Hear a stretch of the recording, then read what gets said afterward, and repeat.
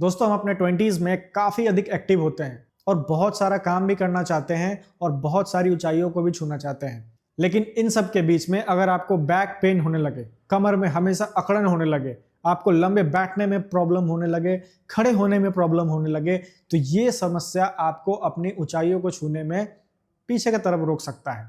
ऐसे में आपको क्या करना चाहिए? इस वीडियो में मैं आपको बताऊंगा कि अगर आप अपने 20 से 30 वर्ष के उम्र के बीच में हैं और इन सभी लक्षणों को आप देख रहे हैं या महसूस कर पा रहे हैं, तो कैसे आप सियाटिका के इस समस्या को ठीक कर सकते हैं और इसे आगे बढ़ने से भी रोक सकते हैं।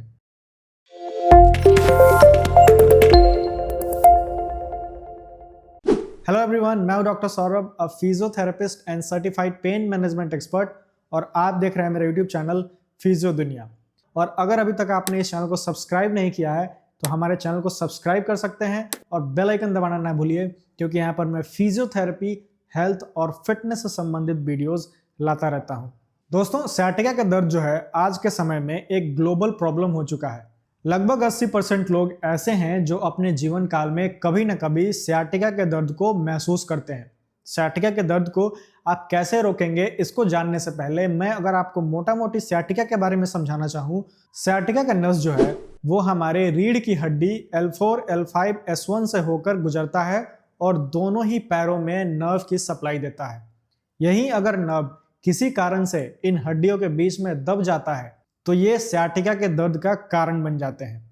इनमें से वैसे तो ये दर्द होने के कई सारे कारण हैं, पर आपको अपने 20s में उन कौन सी 4 से 5 चीजों का ध्यान देना है जिसको करके आप इस सियाटिका के दर्द को होने से पहले ही रोक सकते हैं। दोस्तों, हम अपने 20s में काफी अधिक एक्टिव होते हैं और बहुत सारा काम भी करना चाहते हैं और बहुत सारी ऊंचाइयों को भी छूना चाहते हैं। लेकिन इन सब के बीच में अगर आपको बैक पेन होने लगे, कमर में हमेशा अकड़न होने लगे, आपको लंबे बैठने में प्रॉब्लम होने लगे, खड़े होने में प्रॉब्लम होने लगे, तो ये समस्या आपको अपनी ऊंचाइयों को छूने में पीछे की तरफ रोक सकता है। ऐसे में आपको क्या करना चाहिए?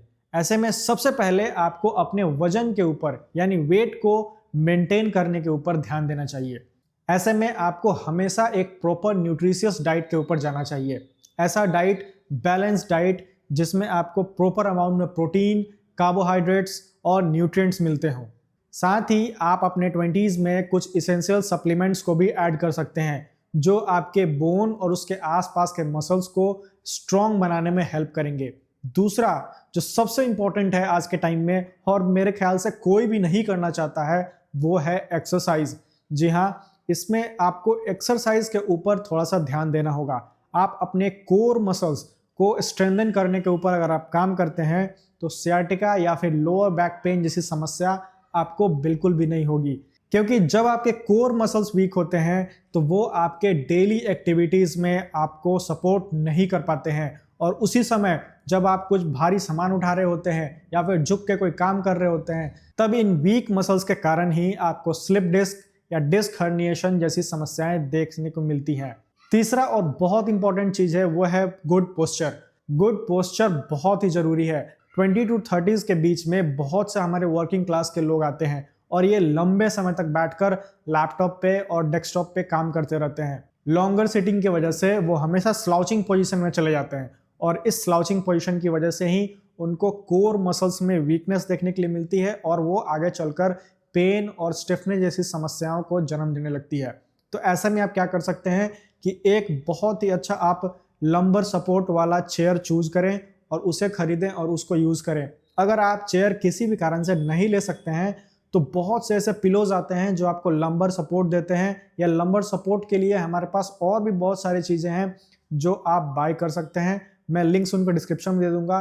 ये काफी सपोर्ट होते हैं, आपको थाई सपोर्ट देते हैं, लंबर सपोर्ट देते हैं। इससे आपके जो डिस्क बल्ज का जो चांसेस है, डिस्क हर्निएशन के जो चांसेस हैं, वो कम हो जाते हैं।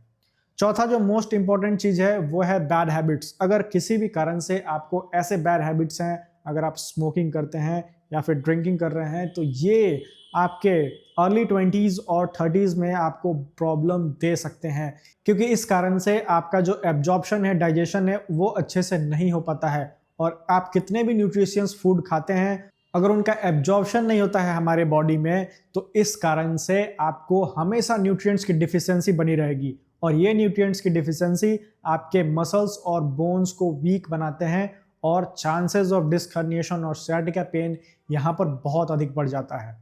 पांचवा और मोस्ट इंपॉर्टेंट चीज जो है वो लगभग सभी लोग करते हैं कि अपने अर्ली एडल्टहुड में आप क्या करते हो, जब भी आपको ये सारे सिम्टम्स देखने मिलते हैं आप अपने डॉक्टर्स और फिजियोथेरेपिस्ट के पास बिल्कुल भी नहीं जाते हो। आप तुरंत कहीं से पेन किलर लेते हो और उसे खाकर इसे 1-2 दिन में ठीक कर लेते हो।